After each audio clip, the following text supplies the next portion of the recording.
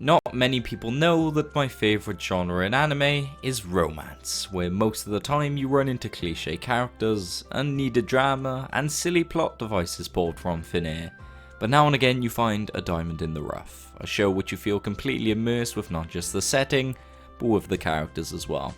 A show that is given time to present and flesh out each personality within the show and tell a story that not just entertains the viewer, but captivates them as well. Today on my channel, a review from me to you, and more commonly known as Kimi ni Todoke.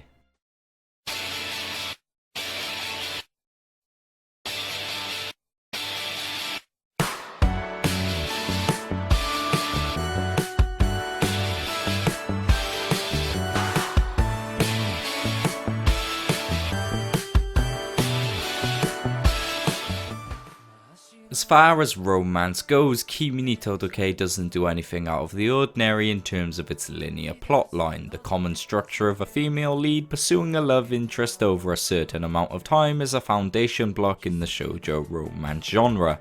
It doesn't matter how many times this common formula is used, what truly matters is the way in which it is executed. In Kimi ni Todoke we are giving said formulaic design with Sawako Kuronuma trying to achieve a romantic relationship with Shota Kazehaya.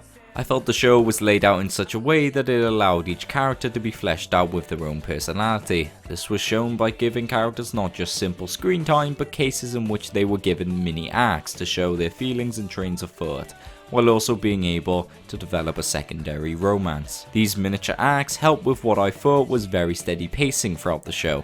It wanted to take its time, and with the character Kuronuma is something with a more fast-paced narrative would have felt off-putting and somewhat out of place, because the show itself is about the journey that these characters go through.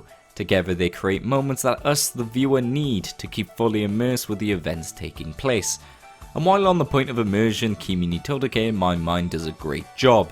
The effect of immersing you into the show in unison with the entire atmosphere, which helped me with relating to these characters instead of being completely disinterested.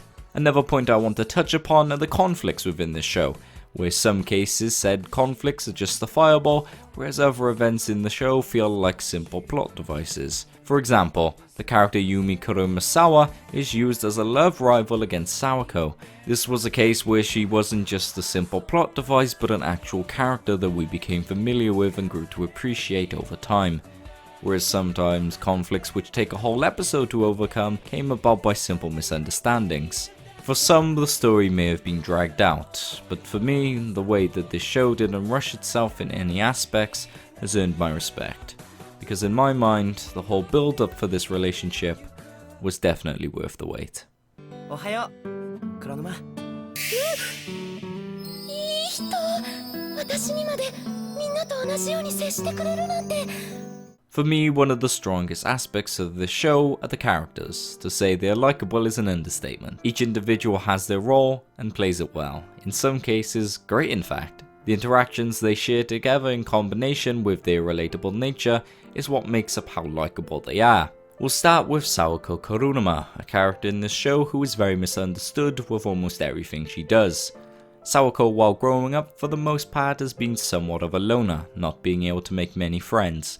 Through Sawako were presented the main themes of this show, such as the friendship she builds up with the surrounding cast, as well as her relationship with Kazehaya, where her feelings transition from appreciation for him to deep, overwhelming love. To see her develop from this timid, quiet and lonely character to someone with a lot more confidence, and seeing her come out of this shell is truly great. Now we move on to Shota Kazehaya. If you look up male lead in the shoujo romance section of the anime encyclopedia, you would see that big smiling face of his. As you would expect, he's the kind-hearted dream boy of a main character, wanted by every girl in the school, but only has eyes for Sawako. Him and Sawako having such contrasting personalities is what makes their relationship blossom. To see both of them grow closer over what seems like forever was worthwhile, but also really irritating. As I said earlier, sometimes the relationship is at a standstill because of conflicts and misunderstandings, and this guy right here could have solved 80% of them. With Sawako I feel sympathy because of her very shy demeanor, but when it comes to Kazehaya, he has no excuses.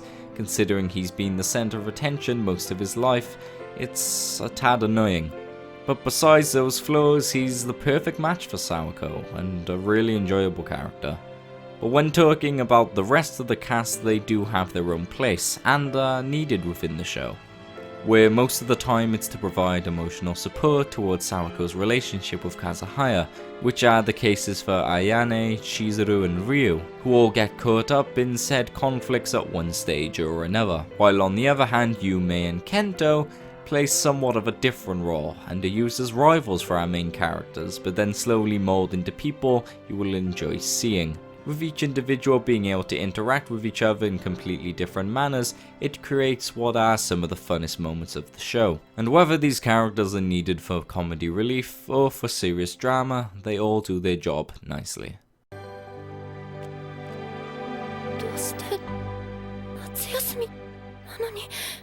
For me, the animation is the touchy subject about this show. On the one side, I have many compliments to give it, while on the other side I do have a few gripes. While the show's art style is somewhat simplistic, with not much definitions in terms of not just facial features but backdrops as well. Though speaking of backdrops, the use of pastel-like colours were beautiful, and was one of the main reasons why I was so immersed to begin with. Besides that, everything is rather simplistic, but simplistic doesn't always mean bad.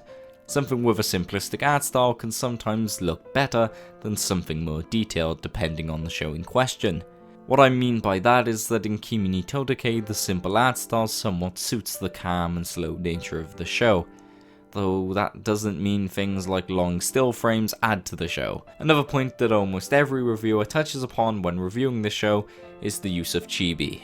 By definition, chibi is just simple slang for short person or small child, but in terms of its use in anime, it's commonly used for comedic moments or something light-hearted. The problem I have with it in Kimi Todoke is that it is used far too often. Scenes where normal conversation between characters taking place had this constant unneeded chibi art style. While I thought it wasn't needed, I wouldn't go as far to say that it distracted me from the show and killed my immersion. But then again, it certainly didn't add to the show.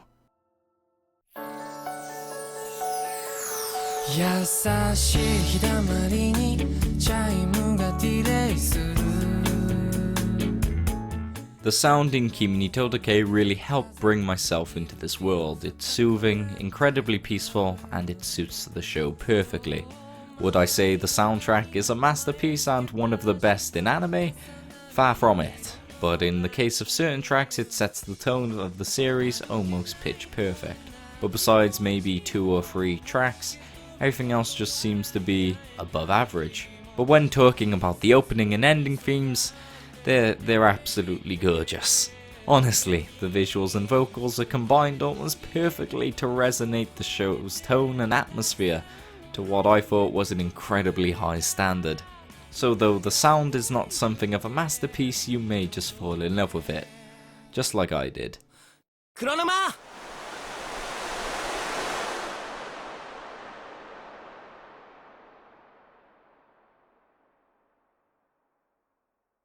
好きだよ! To wrap things up, Kimi Todoke is a show about finding one's true feelings, whether that is hatred, appreciation, or love. It tells an almost genuine feeling love story that'll have you emotionally invested from start to finish. And to be completely honest, it's the best romance series I've ever seen. If you want to find out my final score of this show, head over to theanimegalaxy.com, linked in the description below. And if you're wondering where you can watch Kimi Todoke, it is available from NIS America at a pretty great price, and for streaming, head over to Crunchyroll. Both of the links are in the description. I hope you enjoyed the video. My name is Taylor, and I'll see you all next time.